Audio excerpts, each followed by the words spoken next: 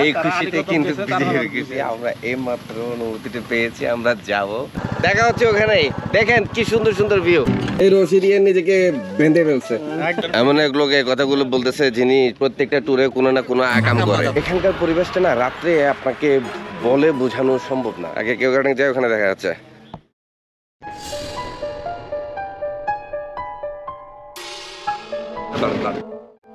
সকালটা দারুণ, যেমনটা চেয়েছিলাম ঠিক তেমনটাই। মেঘে ঢাকা পাহাড়। আর আমার মনে মনে একটা ভয়ই ছিল, সেটা হলো মুন্নাকে নিয়ে কি করব, ইয়াসিরকে দেবো নাকি সালমান ভাইকে। কিন্তু সালমান ভাইয়ের বাইক না কোনো অবস্থাতেই সাপোর্ট দিচ্ছিল না। আর মাঝপথে মুন্নাকে আবারও চেঞ্জ করে ইয়াসিরকে নিতে হলো।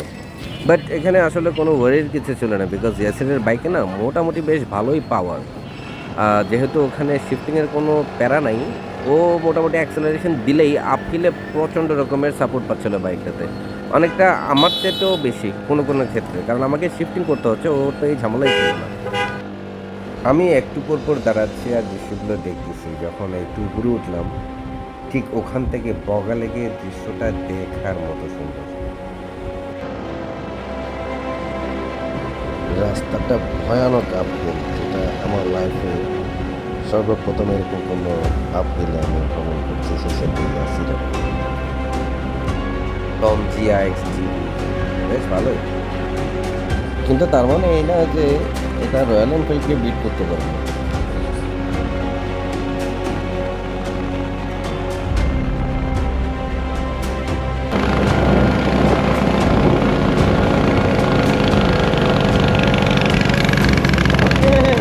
রয়্যাল এনফিল্ড থেকে বেটার।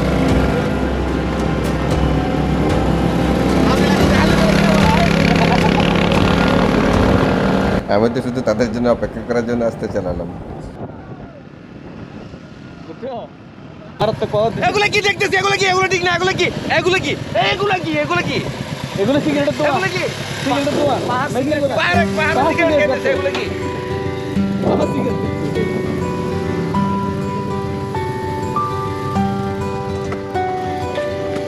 এই আপনারা ঘরের মধ্যে কি করেন? এগুলো দেখেন না আপনারা? দেখেন না? দেখেন কি অবস্থা।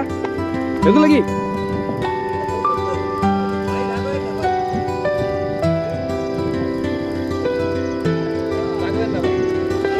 Oh my God!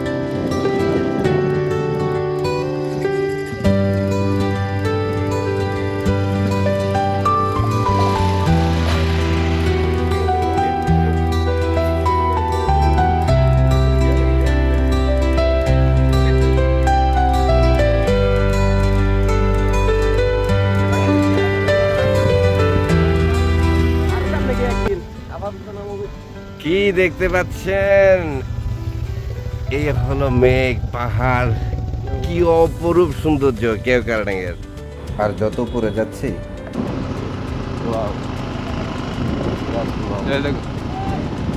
অসাধারণ এই সিনারি তুমি কোনোদিন কল্পনা করতে পারবে না। দাও আসলে একটা ওয়াও টাইপের ব্যাপার। ওয়াও ছাড়া আর যেন কিছু বেরই হচ্ছে না আমাদের মুখে। সুবহানাল্লাহ। আর এর মধ্যেই কিন্তু আমাদেরকে একটু একটু করে মেঘ ছুতে শুরু করেছে। আমি এখন একটা বিশুদ্ধতম মনে একদম একদম পুরা ঠিক এই জায়গায় আসার সাথে সাথে শিরি একটু ঠান্ডা অনুভূতি, আর হচ্ছে গুড়ি গুড়ি বৃষ্টি। আমার কিন্তু লিটারালি মেঘের আমার ভিতরে। কিন্তু একটু অনুভূতিও আসছে। আমাদের নিচে এখন মেঘ আর ঠান্ডা একটা বাতাস। বুঝতে পারছেন? আমরা কেউ এটা হলো হেডা, এটা হলো ওইডা। ভাই অনুভূতি কেমন? ভাই এটা কোনটা? এটা হলো ওইডা। ওইটা না? ওইটা আচ্ছা। ওইটা আর কি? ওইটা ওরা যেটা পায় না, পায় না যাদের এই যে কিছু কিছু অনুভূতি হয় না। অনুভূতি হয় না।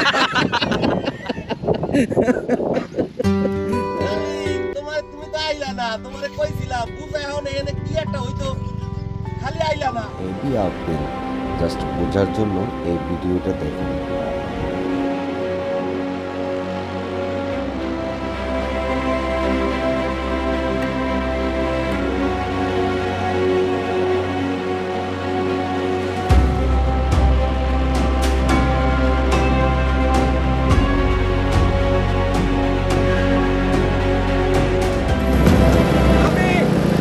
আমি ম্যাগের ভিতর দিয়ে ঢুকে যাবো, ম্যাগের ভিতরে।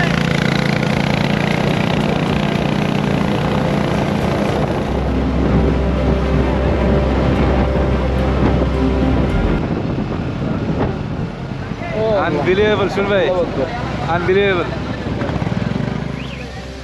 এটা সর্বোচ্চ চূড়া যেখানে আমরা উঠতেছি। অলরেডি ম্যাগের মধ্যেই আছি, আর এখানের ফিলিংসটা অন্যরকম।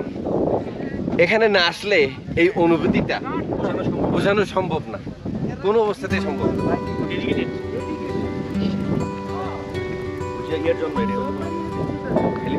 শুন ভাই,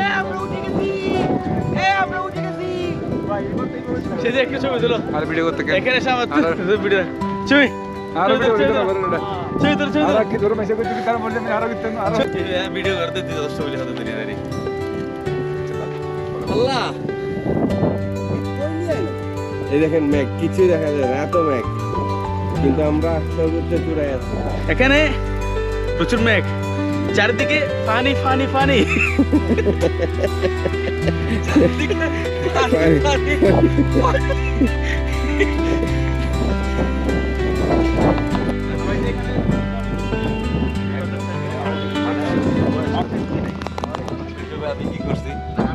এই যে ম্যাগের ভিতর দিয়ে আসলাম, ম্যাগের ভিতরে ছিলাম, ম্যাগ থেকে বেরিয়ে যাচ্ছি।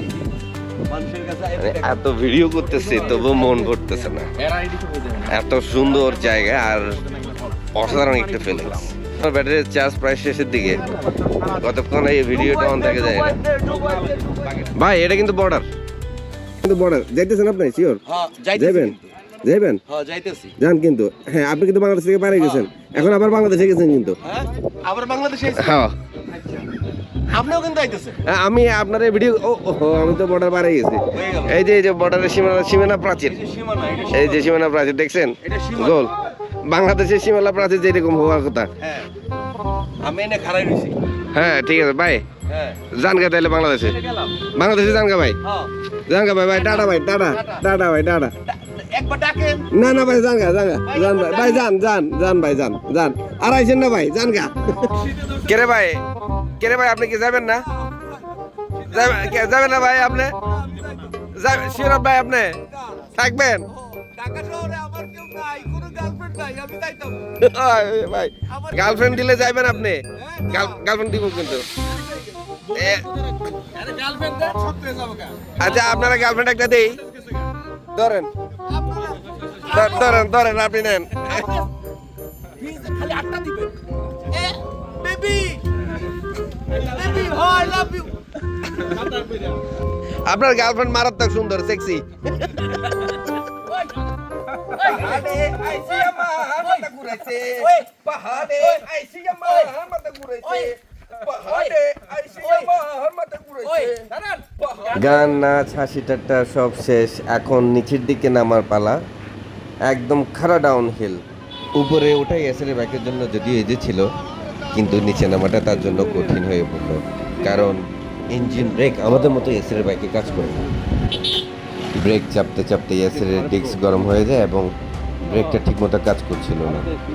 একদম শেষ ডাউন হিলের আগে ইয়াসের রাস্তার পাশে থেমে যায়। তারা থামলো, ঠিক তখনই একটা বড় দুর্ঘটনা ঘটে গেল।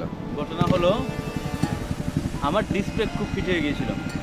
ফিট হওয়ার পরে আমরা থামলাম যথারীতি পাখারের গেছে, আমার সাথে চাচা এবং রাজু ভাই থামলো। আমরা অনেকক্ষণ ধরে গল্প করছিলাম, গাড়ি ছাড়বো ঠিক এই অবস্থায় উপর থেকে একটা চিল্লানো শব্দ শুনে আমি ডানা ঘুরলাম। ঘুরার 1 সেকেন্ডে কম সময়ের মধ্যে দেখি একটা বাইক ব্রেক ফেল করে প্রায় 60 থেকে 70 কিলোমিটার বেগে রাজু ভাইয়ের বাইকে ছেড়ে মেরে দিল। একদম ডাউন হিল ছিল সেটা, একদম ডাউনহিল ছিল এবং সে এত জোরে মারলো যে রাজুবের বাইক সামনে চলে গেলে সে ডিটেইলি 5-6 ফুট তার বাইক ফ্লাই করলো। ফ্লাই করে ছোটবের পিঠের উপর দিয়ে প্রায় 8-10 ফিট দূরে গিয়ে পড়লো। এবং মুন্নাও কিন্তু আঘাত পেয়েছে। বাইকের সাথে ছিল রাইডার, কিন্তু পিলিয়ন আবার বাইক থেকে আরো 3 ফিটের মতো দূরে ছিল, 3 থেকে 4 ফিটের মতো দূরে রাস্তার কোনায় পড়েছিল। অর্থাৎ আমার লাইফে আমি এরকম অ্যাক্সিডেন্ট আর কখনো দেখিনি। রাজুবের বাইকটা ছিল আমার জন্য রহমত, তাহলে হয়তো ব্যাস করে আমরা 4 জনই মারা যেতে পারতাম। 2 জন বাইক সরাসরি চলে যেত পাহাড়ে, সাথে আমাকে আর ভাই একে সহ নিয়ে চলে যেত। যে ছোটো ভাইয়া কেন জানি ওই সময় বাইকটা এক্সিডেন্ট করার সময় একটু সুখী ছিল, তার জন্য হয়তো বাইকটার মাথা হিট করে চলে যেত। আমি কিভাবে ব্যাপারটা জানতে পারি, আমি অলরেডি তখন সকালে গিয়ে চলে এসেছি। চলে আসার পরে আমরা বসেছিলাম, আমি বারবার আনসারি ভাইকে জিজ্ঞেস করছি ওরা কোথায়। আনসারি ভাই বললো ওরা দাঁড়িয়েছে সেই পাশে। আমার হঠাৎ করে একজন গাইড এসে বললো যে 2 জন, আপনাদের 2 জন অনেক বেশি অ্যাক্সিডেন্ট করেছে, পড়ে গেছে খুবই গুরুতর। আমি তো আবারও পাগল হয়ে গেছি, কারণ অলরেডি একটা বিপদ ছিল মোকা লেগে। তো আমরা যখন হঠাৎ করে খবর পাই, আমি পাগলের মতো বাইক নিয়ে ছুটে যাই। ছুটে যাওয়ার পরে দেখি মুন্না অপেক্ষাকৃত কম আঘাত পেয়েছে। এগুলো তখন যে ভিডিও করব এরকম কোনো রকমের কোনো মর্মান্তিকতা কিংবা সিচুয়েশন ছিল না। মুন্না কম আঘাত পেয়েছে তুলনামূলক, তবে হাতে তাতে ছিলে গেছে। কিন্তু ওই বাইকার আর তার পিলিয়নের অবস্থা খুবই খারাপ। আমি বাইকারকে দেখিনি, আমি পিলিয়নকে বলছি তাহলে আপনি উঠেন তাড়াতাড়ি আমার বাইকে। দেন আমি তাকে নিয়ে আসি থানা ক্যাম্পের ওখানে। এনে আমি তাড়াতাড়ি ফার্স্ট এডের জন্য তাদেরকে বলি, তাদেরকে জানাই যে এখানে একটা অ্যাক্সিডেন্ট হয়েছে। কিন্তু আরেকটা জিনিস নোটেবল, সেটা হচ্ছে ওরা অনেক বাইককে সিগন্যাল দিয়েছে থামার জন্য, কেউ থামেনি। আর আমি পরপর দুইবার গিয়ে ওদের অনেককে নিয়ে এসেছি। আসলে আমার সুযোগ হচ্ছিল না তেমন, কারণ এত ডাউন হিল ওই জায়গাটা হচ্ছে একদম মূল ডাউন হিলটা। তো ওইখানে আসলে থামার সুযোগ ছিল না। তবে একটা ভুল হয়েছে। এসের বলো তো ভুলটা কি ছিল ওখানে? কখনো ডাউন হিলে মোড়ের পরে দাঁড়াতে হলে সবসময় অপোজিট সাইডে দাঁড়াবেন।